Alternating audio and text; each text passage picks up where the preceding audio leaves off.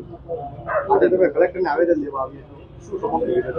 મારું કલેક્ટરને આવેદનશ્રીને જે દેવાનું છે તે ગઈ 1 તારીખે હું રાજકોટથી લોધિકા તરફ જતો હતો, ત્યાંથી ચીબડાવાળા રોડ ઉપર રણુજા મેળામાં જવા માટે નીકળ્યો હતો.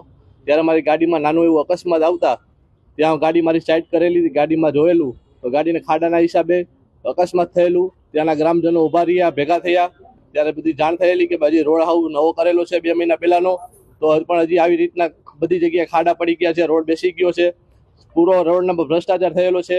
એ લોકો ગ્રામજનોએ પણ જે માર્ચમાં 2-3 મહિના જ્યારે રોડ બનતો હતો ત્યારે પણ એ લોકોએ આવેદન આપેલું છે. એ લોકો અહીંયા કોન્ટ્રાક્ટર, ત્યાંના નેતાઓને બધાને રજૂઆત કરેલી છે, તો પણ કોઈ સાંભળેલી નથી.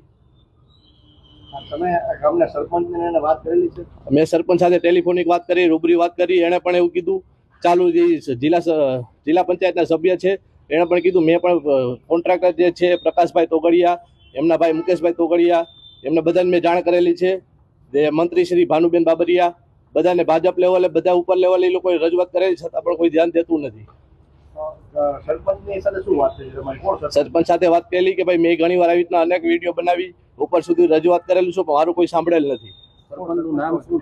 સરપંચ મોહનભાઈ દાફડા, જિલ્લા પંચાયત સભ્ય છે. હવે આપની માંગ શું? અમારી માંગ એ જ છે કે જે રોડ છે તેની પૂરેપૂરી વિગતવાર બધી તપાસ થાય, વિજિલન્સની તપાસ બેસે અને ફરીથી નવો રોડ બનાવે. આ જે રોડનું જે છે બિલ એનું બ્લોક કરાવી દે.